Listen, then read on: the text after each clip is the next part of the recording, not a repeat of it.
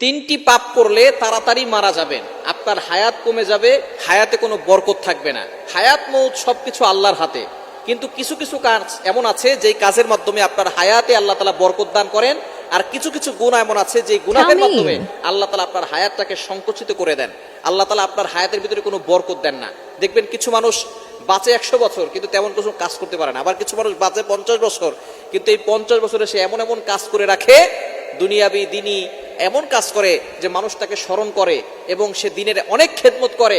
আল্লাহ পাক রব্বুল আলামিন এই 60 বছরের জিন্দেগিতে, 50 বছরের জিন্দেগিতে যে ভালো ভালো কাজ করেছে এই জন্য তাকে জান্নাতের ব্যবস্থা করেন। এজন্য আমাদের হযরত আলী রাদিয়াল্লাহু আনহু তিনি বলেছেন যে আমাদের কিছু কাজ এমন আছে যে কাজের মাধ্যমে আমাদের হায়াতে বরকত আসে, আর কিছু কাজ আছে যে কাজের মাধ্যমে হায়াতের ভিতরে বরকত কমে যায়। তো এমন কিছু গুনাহ আছে যেই তিনটি গুনাহ নবীজি সাল্লাল্লাহু আলাইহি ওয়াসাল্লাম জানিয়ে দিয়েছেন, এটা হচ্ছে কবিরা গুনাহের বড় গুনাহ। সব গুনাই, কিছু গুনাহ আছে বড় গুনাহ, কিছু গুনাহ আছে সগীরা গুনাহ, ছোট গুনাহ। তো কবিরা গুনাহ যেগুলো আছে তার ভিতরেও বড় তিনটি গুনাহ আছে। এই গুনাহগুলো যারা করবে তাদের হায়াত সংকুচিত হয়ে যাবে, তারা দ্রুত দুনিয়া থেকে বিদায় নেবে। এক নাম্বার হচ্ছে আশিরকু বিল্লাহ, আল্লাহর সাথে কাউকে শরীক করা, অংশীদার করা।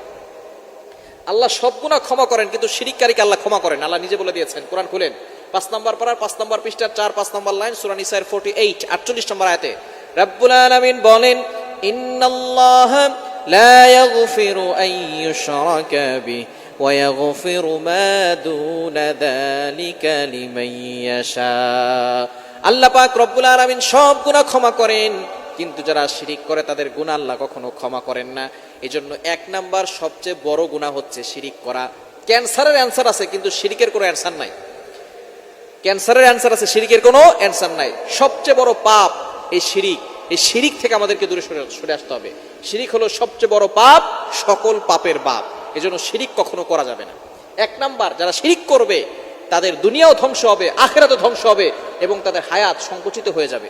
2 নাম্বার, যারা পিতামাতার সাথে খারাপ ব্যবহার করে, পিতামাতার সাথে যারা খারাপ আচরণ করে, পিতামাতাকে অনেক সন্তান আছে আঘাত করে, অনেক সন্তান পিতামাতার সাথে কটু ভাষায় কথা বলে, গালিগালাজ করে, এই সকল সন্তানদের হায়াত সংকুচিত হয়ে যায়।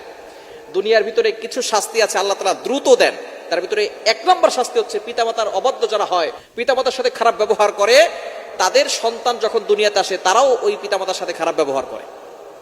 আল্লাহ তাআলা দুনিয়া থেকেই তাদের শাস্তি শুরু করেন এবং দ্রুত শুরু করেন। এজন্য পিতামাতার অবাধ্য হওয়া যাবে না। আল্লাহ তাআলা যেখানেই পিতামাতার কথা বলেছেন সেখানেই ব্যাখ্যা করেছেন।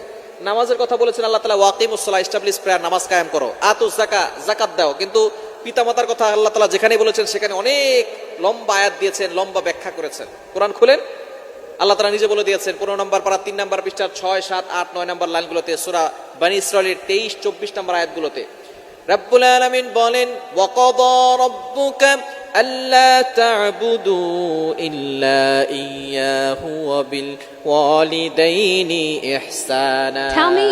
1 নাম্বার আল্লাহ অর্ডার করে দিয়েছেন আমি আল্লাহর ইবাদত করতে হবে, আল্লাহ ছাড়া কারো ইবাদত করা যাবে না। ওয়া বিল ওয়ালিদাইনি ইহসানা। 2 নাম্বার হচ্ছে good dealings with parents, good behaviour with parents, পিতামাতার সাথে ভালো ব্যবহার করতে হবে। 2 নাম্বার। এরপর আল্লাহ তাআলা অনেক ব্যাখ্যা করেছেন, ইম্মা ইয়াবলুগান্না ইনদাকাল কিবার আহাদু